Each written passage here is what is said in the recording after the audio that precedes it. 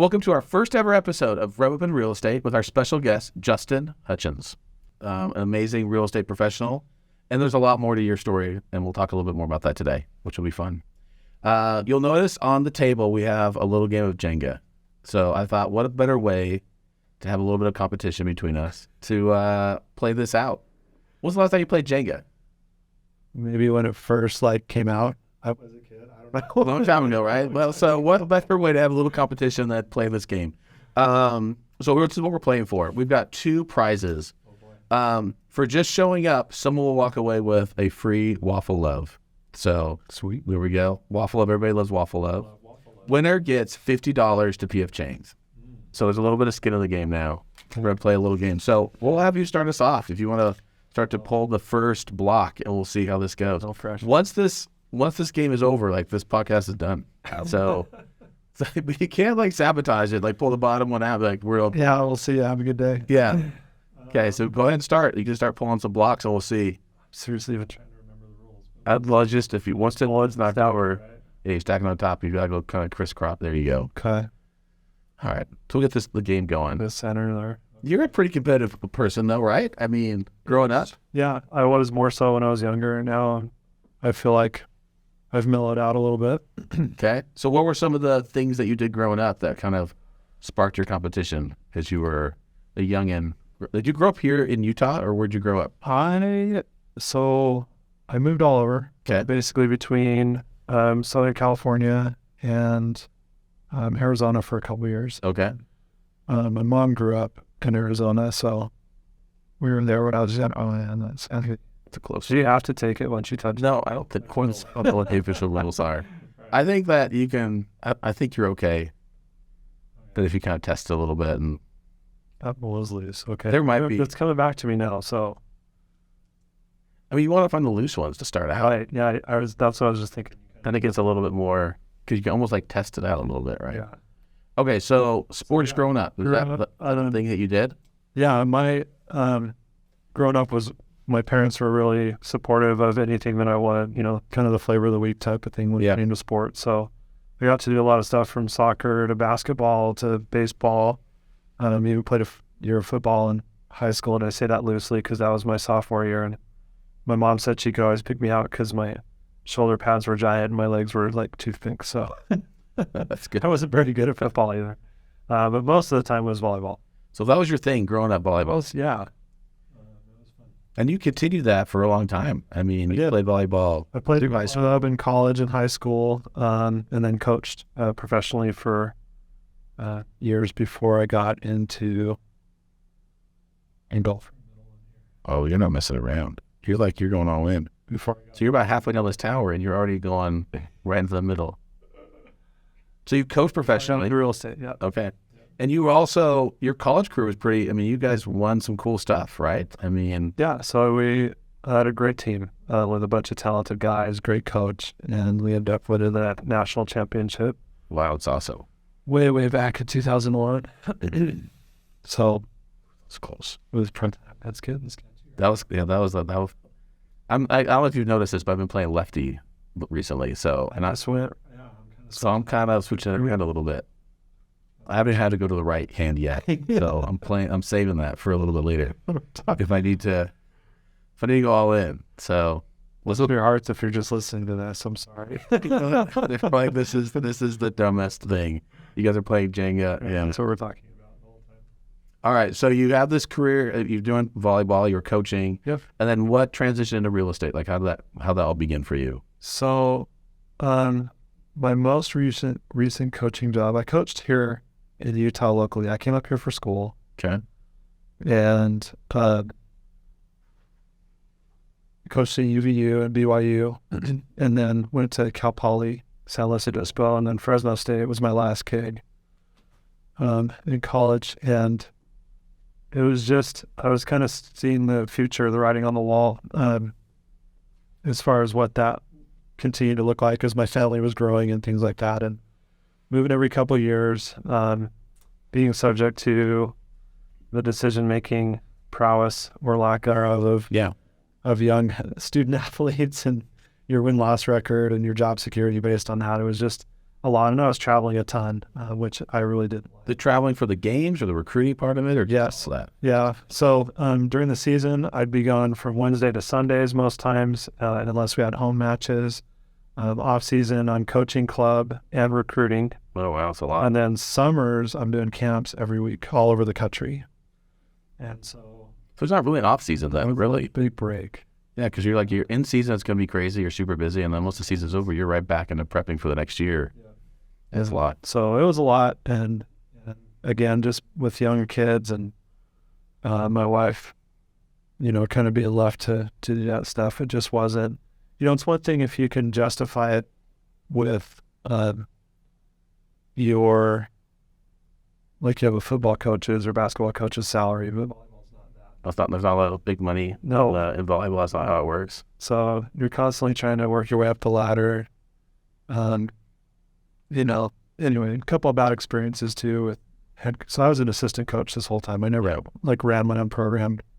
So you're kind of at the mercy of the head coach too. Yeah. And in fact, at Cal Poly, the head coach got fired a couple weeks into my last season there. Me and the other assistant kind of ran the program until they hired somebody else. New guy comes in, brings his own staff. Yeah, and that was like one of the worst days I can remember. You worked all this whole season doing all this stuff. I was there for a couple of years, and the new coach came in, and I don't blame him. Like, that's finally get that job, and you get to bring your friends. I'm stalling. But that was one of the worst calls I ever had to make.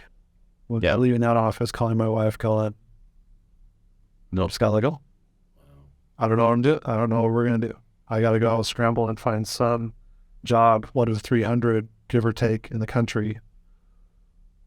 That's a hard call. I interviewed in Ohio. I was talking to people in Arkansas. Luckily, on my way home from my interview in Ohio, Fresno State called and offered me a position over the phone. Did you know the people at Fresno State at all? Did you have any connections? More of an acquaintance, but she, I guess, reached out. The head coach reached out to the former and said, "Hey, are you keeping Justin on your staff?" He said no, so she reached out, and cool. So that was cool. It was because it was only a couple hours. My wife's family was in Southern California, so we were still close. So it worked out really, really well. My wife was pregnant with our second. Oh, wow. And he was that was March. He was born in June. Holy cow. So like I said, that was one of the worst calls. It'd be super hard.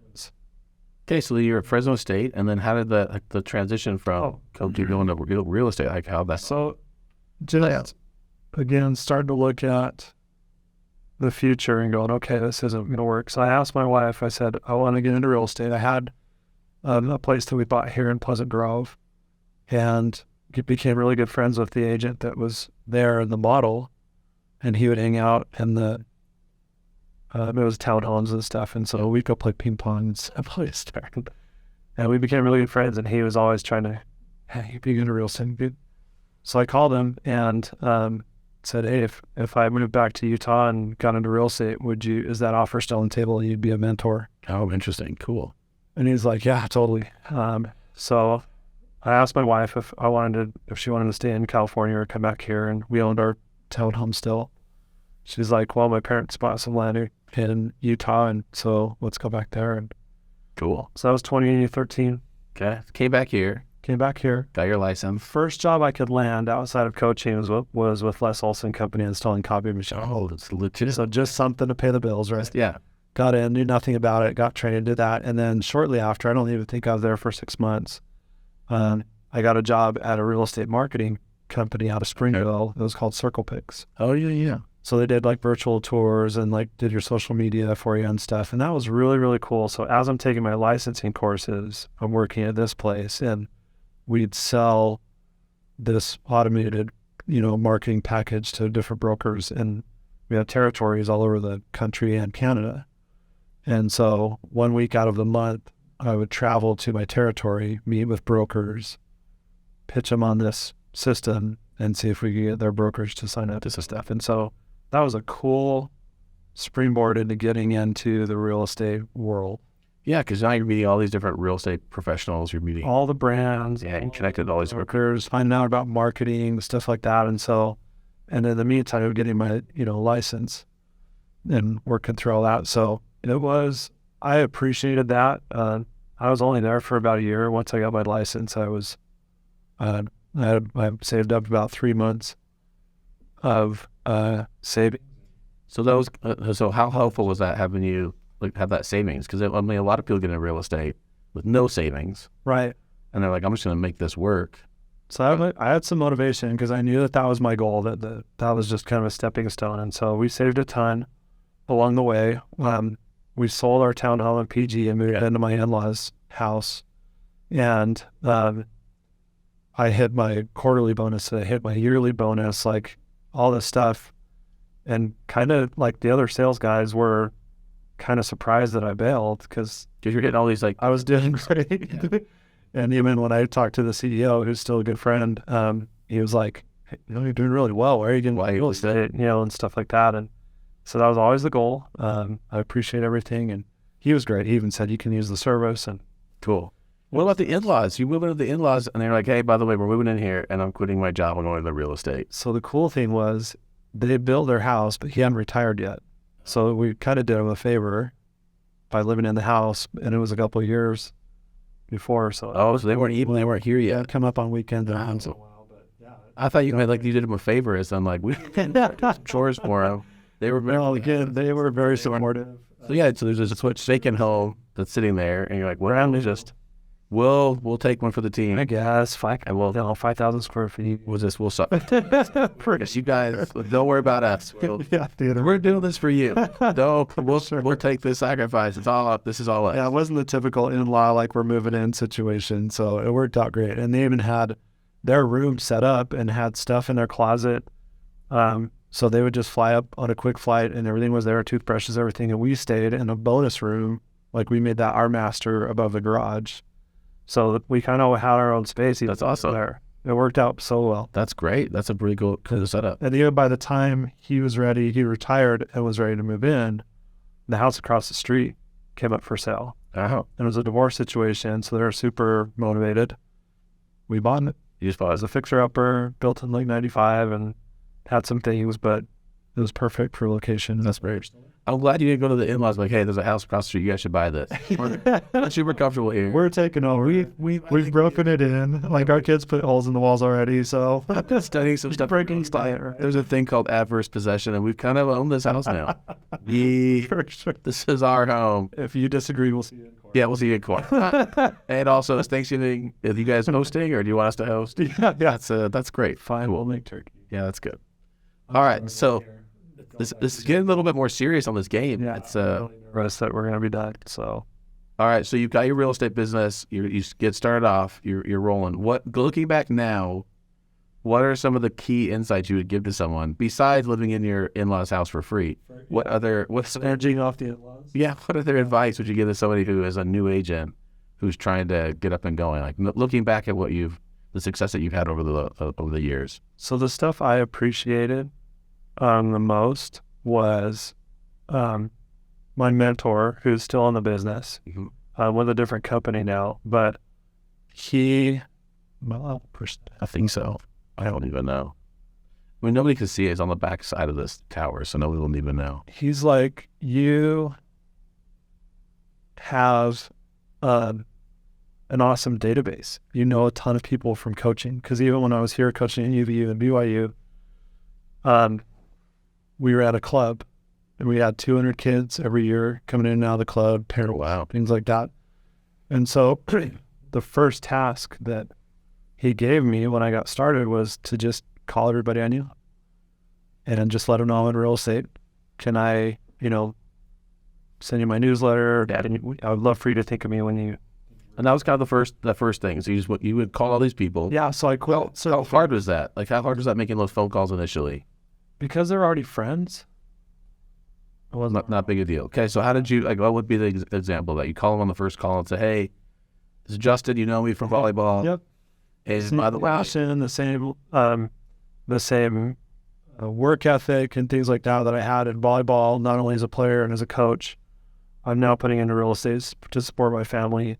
I'd love to be able to add you to my newsletter if that's okay. And just if you think of anything regarding real estate, I'd love to be your first thought. Jewel, that's good. And most of the time they're like, sure. Yeah, sure. Thanks for Big deal. Yeah. You have to threaten them like I'll spike on you if you don't. Like I would like. don't know if they'd be threatened by that anymore. But And they're like, yeah, dude. Like, no, it was awesome because even as I was making those calls, one of the former people that helped us direct the club said, actually, I'm thinking about listing my house. boom. So you get just like, you get this right out of the gate. It was awesome. So that's all. That's really cool. Yeah, my first closing was actually, so I got my license in December, and my first closing was at the end of January with a longtime friend. We were the same age, and he got the head coaching job at Weber State. Okay. And I helped him buy his house, and he's still in it. That's really cool. So it's been that sphere of influence, that friend thing was pretty unique. I think not a lot of people have these close relationships with so many people that you can just call and no pressure and say, hey, I just want you to. Well, so a lot of that is based on the volleyball world, right? Like a lot of those, like that. So The majority of my business. that's really cool. Yeah, it's been really fun. So that's why one of the reasons I do I pay for a banner at like BYU, in the Smith Field House. I've got one at the end of the court, and it's not necessarily to have some random BYU newlywed call me, hey, I saw your face on that thing. Can you help me? It's to stay at top of mind with the people I already know. That's my sphere. That's my world. Yeah. So that's been good. What does the banner say? Something along the lines of like something creative or something weird and catchy on that, or is it just? I thought about something doing like serving you since. Oh, there we go. Like when you serve, a little play on words, but that's, I don't know, maybe not my style, I wouldn't say. But anyway, it's got my mugshot, on there, and just says Justin and Legacy Group Real Estate. That's awesome. That's good. I get people all the time, even on TV, they'll say, hey, I saw you on, there's an instant replay. where the ball's going back and forth, and there's my face right there. So I'm like, that's awesome. Again, staying top of mind with people I already know. It's not necessarily to reach like a billboard on I-15. It's, hey, those guys, everyone that I know is watching those games a lot. So I think it's interesting, right? I mean, like what I've found over the years is that it's amazing how much money people spend in real estate on strangers. Yeah. Versus how much of a return you can get if you actually spend money on the people who already know you and like you. Right. Because like you spending that money has a much higher return than just, if I put a thing out there, like it's not, people are like, dude, that guy's weird. Like, I don't care. Even if I had a catchy slogan, right? Yeah. Yeah, I don't know where, the one thing I've learned, especially recently, and maybe this was kind of an aha moment in a mastermind group I was in, and they had all these panels of successful people in real estate. And what I've really come to realize is there's no one way to be successful in this business, which is, I think, part of the reason it makes it cool. Yeah. What works for somebody else may not work for another person, and where your niche is, but you can be you and play to your strengths and be successful in this business as long as you're willing to work at it, right? Yeah. Those calls were, it was a little bit intimidating, but again, because they were friends, it was like just kind of catching up and things. I think that's interesting. What I find, the thing is, like when people listen to this, they hear this, it almost sounds too simple, right? They listen to it, but I think the funny thing is success in real estate is quite simple. It's not easy. Because it still requires work, right? So you still doesn't mean easy. No, and I think what happens is that people overcomplicate the process to justify it being hard. Yeah. So you look at it and say, well, hard I'm working. Yeah, so they overcomplicate it, make it. Whereas really, if you just reach out to the people who already know you and like you, you just stay in relationship with them. You're consistent with it. It's easy to stay, like you said, stay in touch with your friends you already know. Yeah. And it's easy to. It's easy to work with them. I'm fine meeting strangers and working with them as well, but the friendship component really makes it personal for me, and seeing those successes and, battling for them, getting the best deal or getting the most money and stuff like that. And that's where maybe those competitive juices come into play. That comes in, right? Because you get because it is a good, interesting industry, right? Like if everybody gets along, but there's an inherent competition piece to real estate. Yeah. And it's not the scarcity mentality, like me versus you. It's how can I do the best possible job for my client? Buying or selling, how good can I be? And I guess that's even where, my competition, the sales guys, when I was with that other company as I was getting licensed, we're always comparing numbers to each other. No, I did this and I made da. Couldn't care less. Yeah. But you didn't fall down My that competition was track. You didn't, no. that. Yeah, in fact, I dreaded going in because I would just hear the chirping all the time. Like, no offense, because, your motivation's your motivation, but my competition was me, 100%. I knew what I was capable of, still is. I think that's great. In fact, when I was graduating school, I went to a job fair, and they had all these different people, and there was this job that I thought was going to be kind of cool, and it was a job to selling computers in South America, and I spoke Spanish, so I'm like, this would be kind of cool. And I remember going to the interview process, and they asked me what the biggest motivation was, and I said, like, well, I'm competitive, but I'm motivated by beating my own. Like, I'm motivated by that. And he's like, well, you wouldn't be a good candidate for us because we want someone who's numbers driven. I'm like, well, it's just interesting. I look back at that interview, I'm like, that's crazy. Like, because I would look at what other people are doing, and I would just want to beat that, but I would also want to beat my own score. Like, right. I would continually want to improve upon what I'm doing versus what everybody else is doing versus. That doesn't mean you can't reduce their score or sales or whatever, and is any more than control their decision making and stuff. And so, why is that competition? That was a weird mindset I had for the first couple of years of real estate. There were times at night that I would look up on the MLS, and I would see what other people were doing, and it would make me feel like it's a dark place, right? Because I was trying to compare myself to other people, and like, I can't believe these people were doing this. And it was like, that was a weird spot. And I finally realized, like, dude, this doesn't even matter. Like, don't even worry about that stuff. Like, it doesn't matter. Like there's nothing else. And then once I stopped doing that, it's a short time when I was trying to compare myself. I was trying to build my business up. Then once I let go of that, it was like, oh, I don't even care. I don't care at all. Freeing. Totally. Yeah. Over your course of your career, what are some of the biggest obstacles that you've come across? Like, what are some of the biggest challenges as you're looking at your real estate journey that you look at and say, man, that was a challenge, or that was a struggle as you're trying to build your business up? So there's always where you feel like, okay, am I doing okay? I want to walk that line between continually pushing myself and being comfortable, right? And so, just kind of, for example, a couple of years ago, I started my own brokerage. Okay. When I went to my previous broker and said, hey, I'm leaving, I was actually planning on going to a big box brokerage.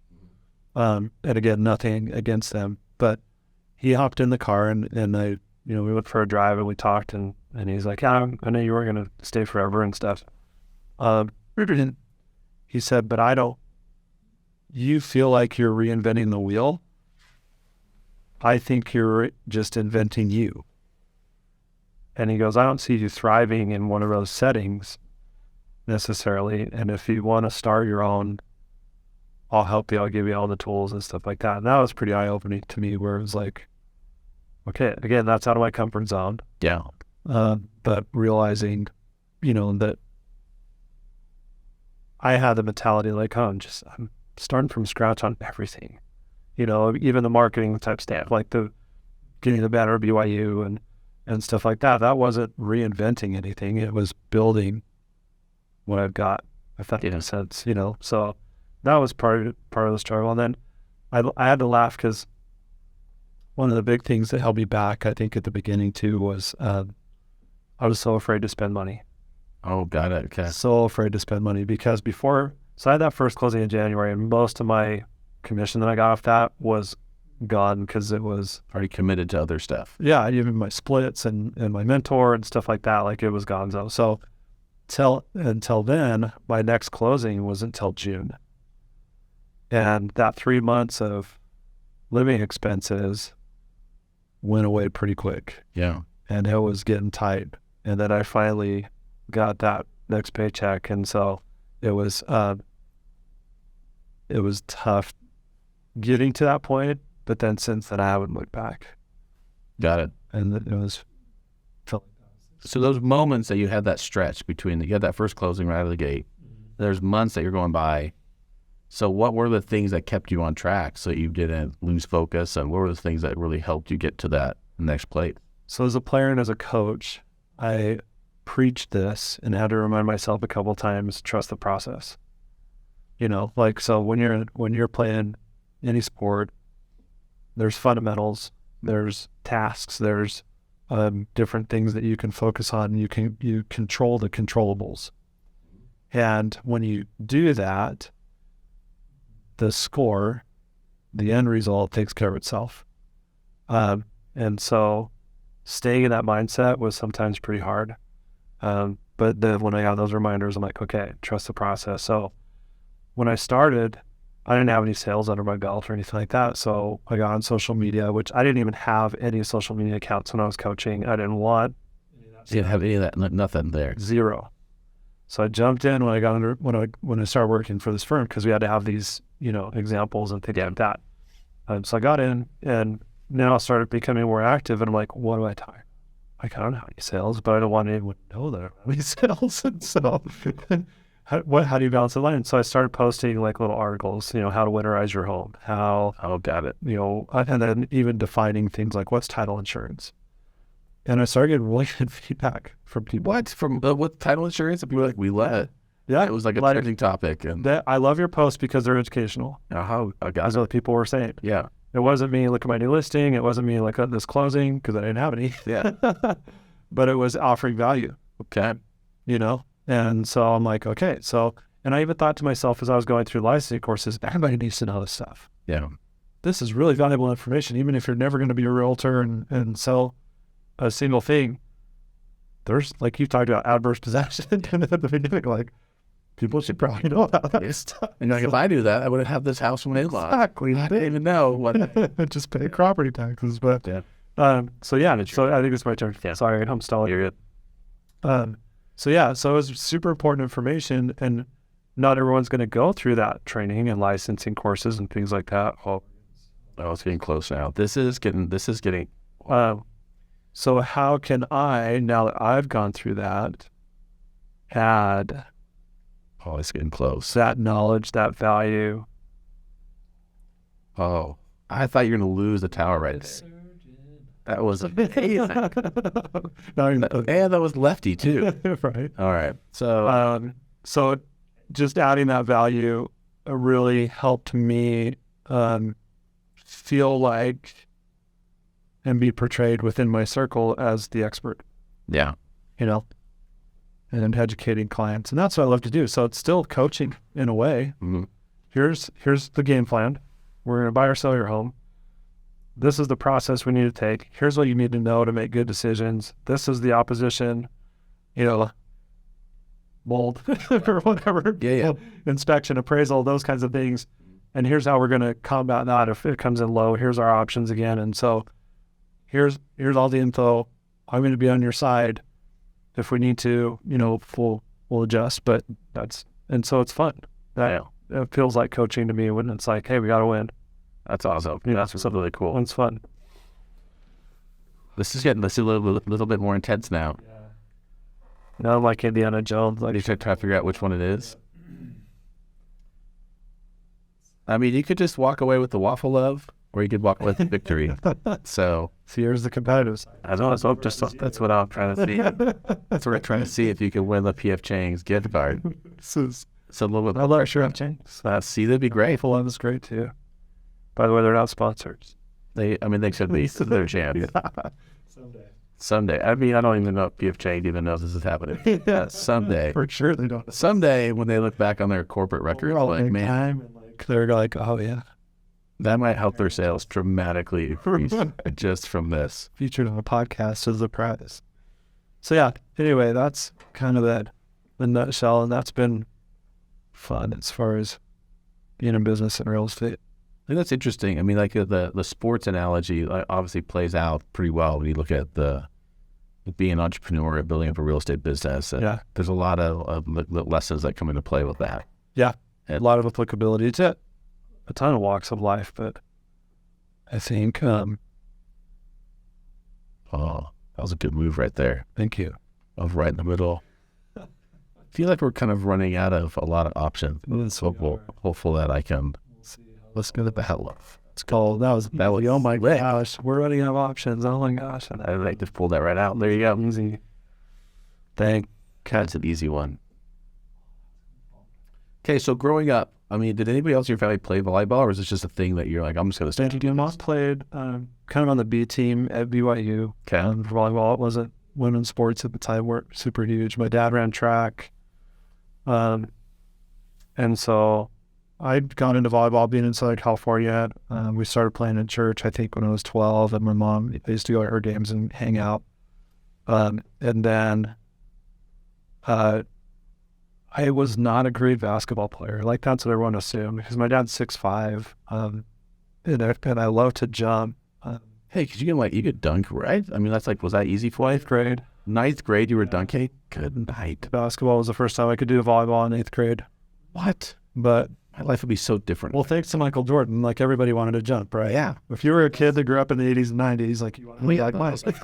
So, I mean, I lived in Chicago during the Jordan era. Oh my gosh. And so Yeah, that was like the thing absolutely. at the time. Yeah, you're watching, Yeah, that was like, that was, documentaries.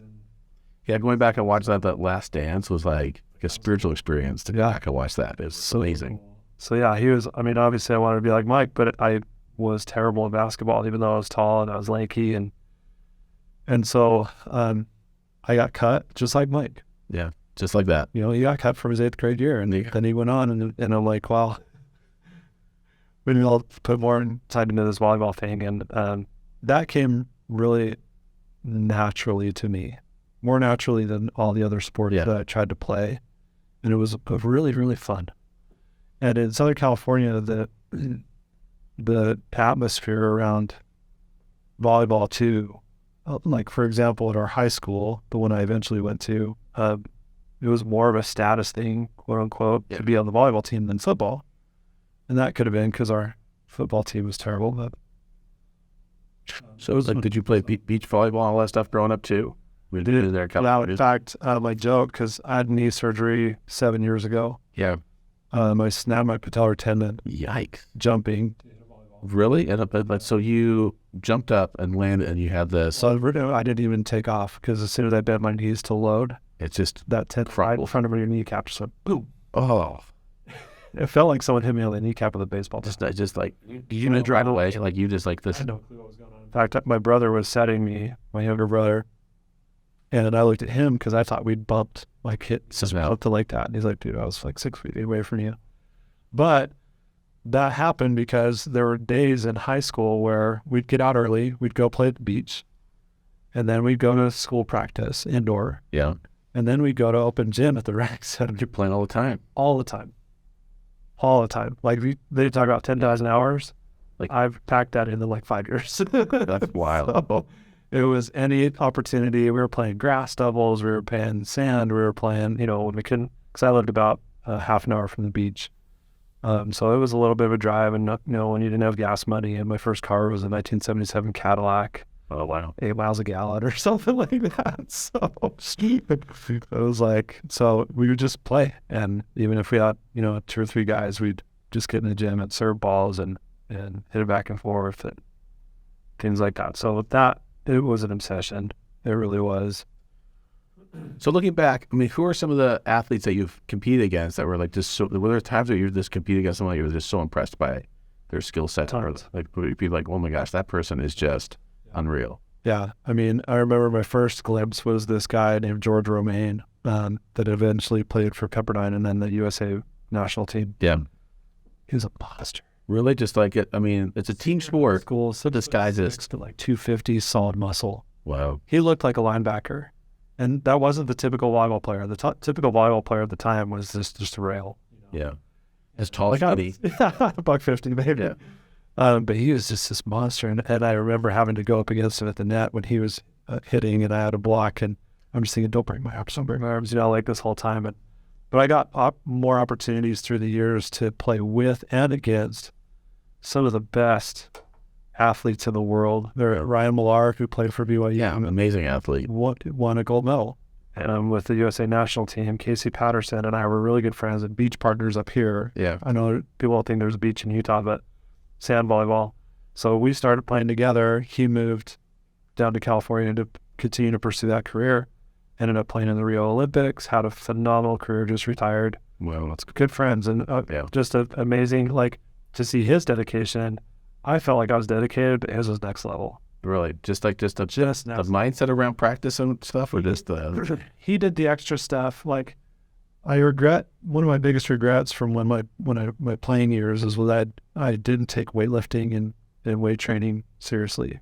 I was totally the dude at the time that was like, coaches in the room, 1, 2, 3. He leaves the room, comes back, 49.50. yeah, The worst. Like, I would hate to coach me. yeah, But Casey did all the stretches. Like, we're in the summer playing at an apartment complex sand volleyball court in Provo, and everyone else is jumping in the pool, and he's over there doing his stretching, and he'd go get, hit the BYU weight room early in the morning, and just, it was his life. Like, he was driven and he was dedicated to making that happen, and it was fun to witness that. interesting. So yeah, it was cool.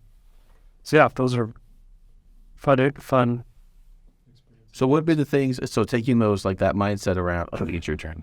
If you're taking that same mindset when it comes to real estate, like what would be the habits and practices that you would, if you're saying that person is going to be successful in real estate, what would be the things that you would look at and say, okay, those are some skill sets, or those are some things that would really be like if you were to coach someone in real estate, like let's say there's someone listening to this, like, well, they're like, well, I want to move my business forward. I want to get unstuck. Yeah. Like what would be some different things that you would suggest as you're coaching somebody else?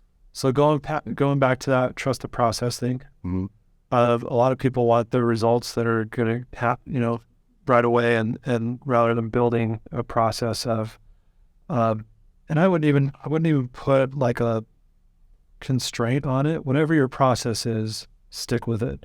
I'm not going to say make 50 calls a day. I'm not going to say, reach out to your sphere. Maybe you enjoy cold calling. I haven't met a ton of people, but I don't know. Maybe yeah. There's like calling for sale by owners and things like that. So there's that. And then I was actually told by my broker. So my mentor and my broker were different. Okay. My mentor was my friend who sold us our townhome. My broker, I have a ton of respect for and appreciate and admire.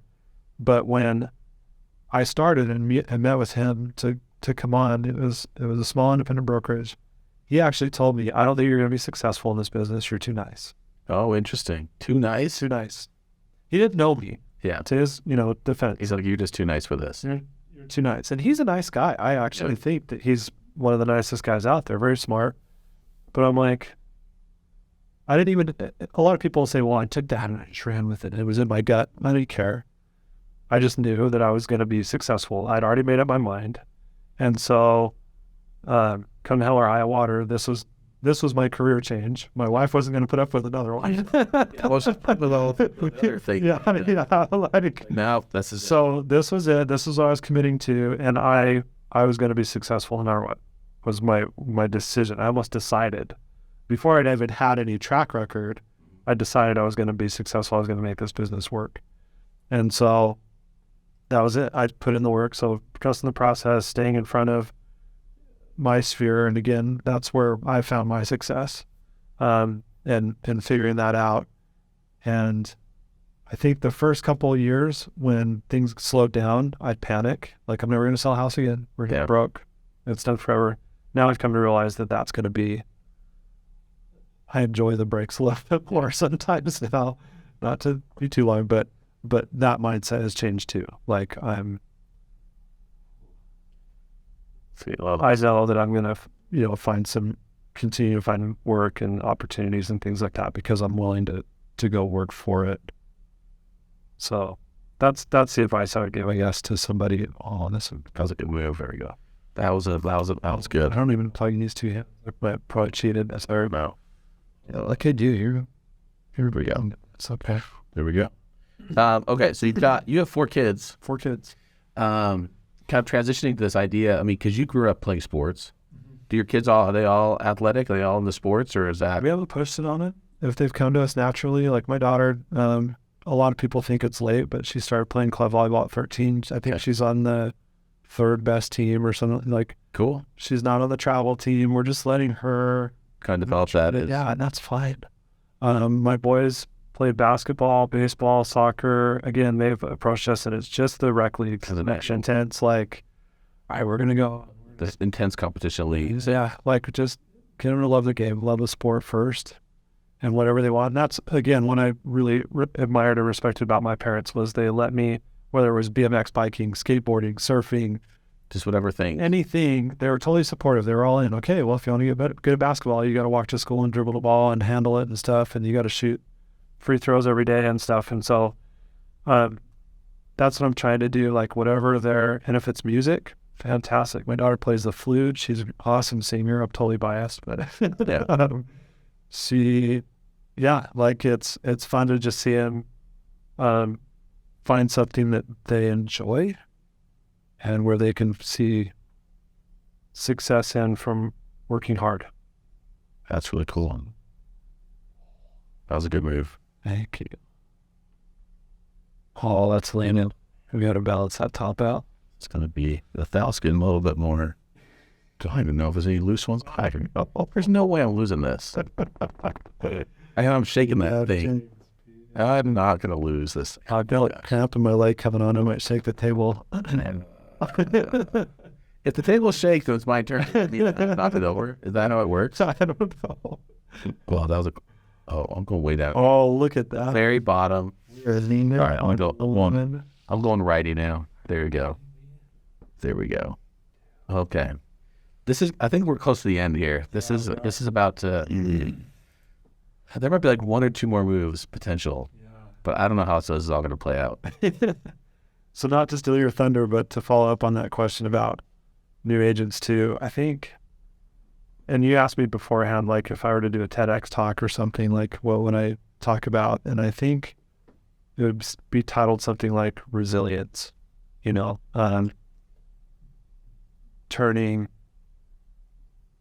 being the art of being patiently persistent. Got it.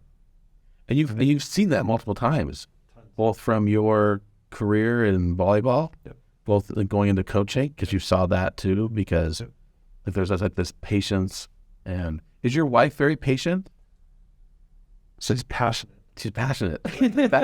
That's tricky. Is that diplomatic enough? I don't know. It's hard because I would say that the hard part is like in any relationship, there's going to be one person who's more patient than the other. She's an A-type.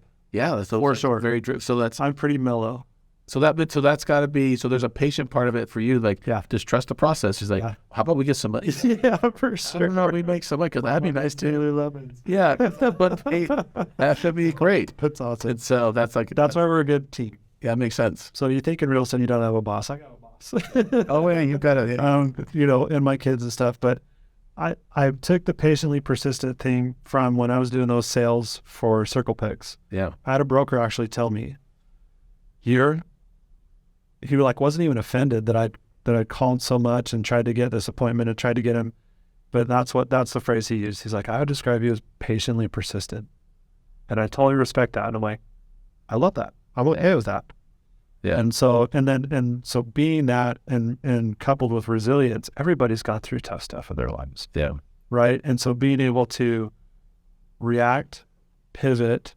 I have a friend that just went through this in coaching, and we may not have time to talk about the details of that, but everyone's had tough stuff. I had a younger brother that died of a drug overdose. I had my parents divorce after 33 years. I've had, my knee surgery that was probably the darkest I've been in recent memory, where I just felt sorry for myself because I couldn't get in the shower, go upstairs and stuff like that. So, but being able to bounce back, resilience, to take that no, and a lot of that credit goes to, you said you speak Spanish. I can probably guess why, and going on serving a church mission when I was 19 years old, and getting doors slammed in your face and going, hot weather, and I was down in Mississippi. Oh, Mississippi. Hannah, and so yeah. Oh, so you speak Southern. That's your... No. That's great. Y'all in the South? That's good. Y'all what? Y'all fixing to go to the store. Yeah. Yeah, how fun.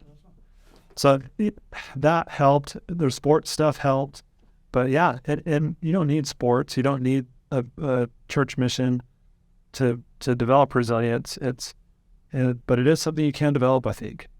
And it needs to be intentional if you don't have it naturally. Some people come by it naturally and they just let, whatever bounce. Oh, yeah, there we go. And I probably lean more toward that end of the spectrum, but I've also had to cultivate it. And so that's where I could feel like, you put me on a stage and a TED talk setting, and we could talk about resilience. And I know that there's tons of people that have gone through way harder stuff than I have. Yeah. 100%. And I'm grateful for the fact that I haven't gone through much harder things than I have. Yeah, but they're As hard as they were. but everybody's hards are going to be different, right? Yeah. Because like some of your hards, like that's no big deal. But then some of my hards would be like that's like they are so hard for me, and you might look at them and be like, "What are you worried about?"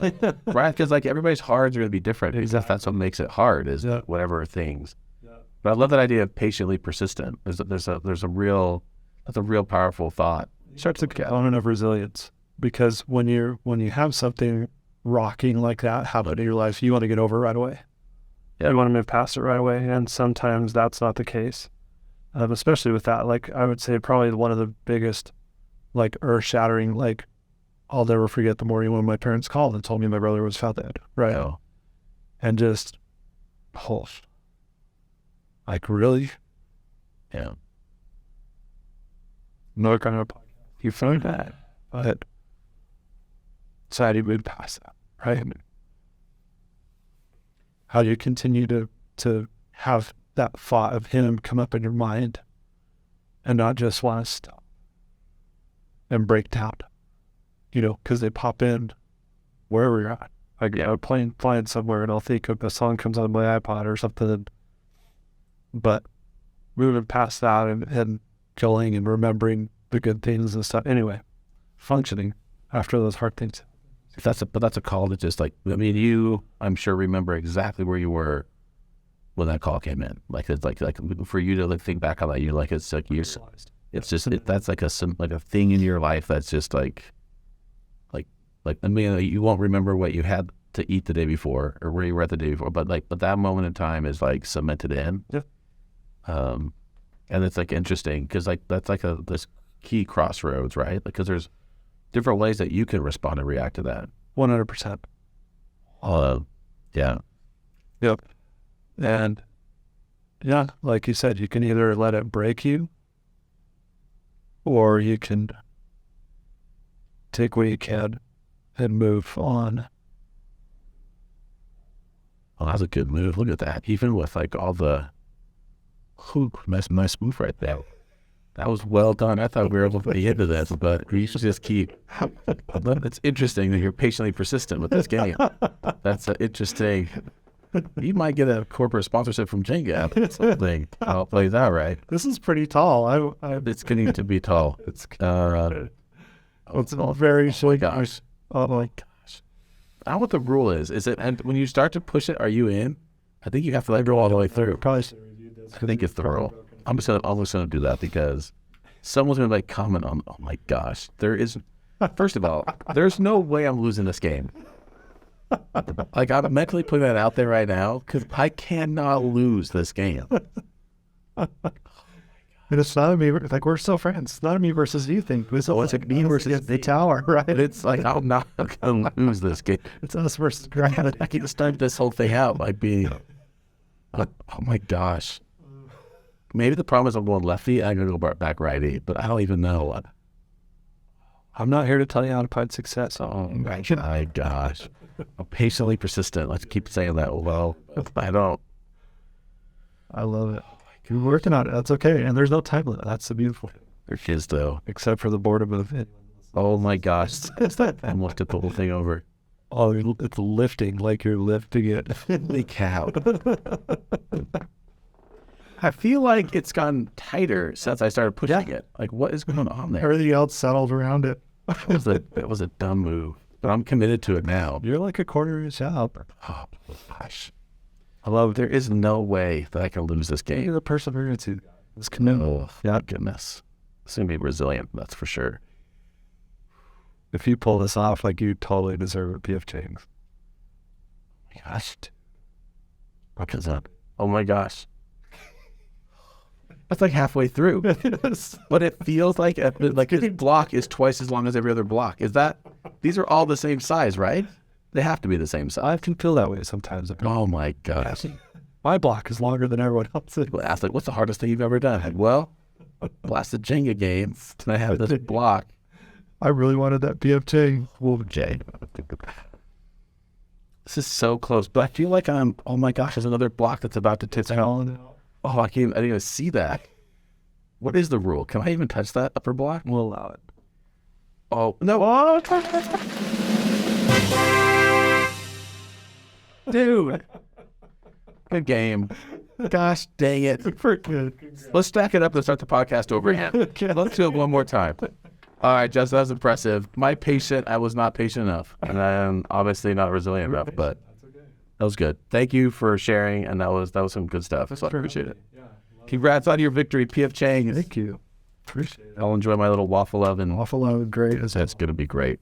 And my loser bracket. That was awesome. Thank you. That was good. Good stuff. Thanks for listening in to this episode of Representative Real Estate. Some great content that was shared by Justin. Make sure you're following us on social media, on all the different platforms. TikTok, Instagram, Facebook. Join our Facebook group, Rev Up in Real Estate, or just follow us on YouTube as well. Or maybe even MySpace. I think we have a space. Who knows? Just follow us online. It's going to be fun. And thanks again for watching.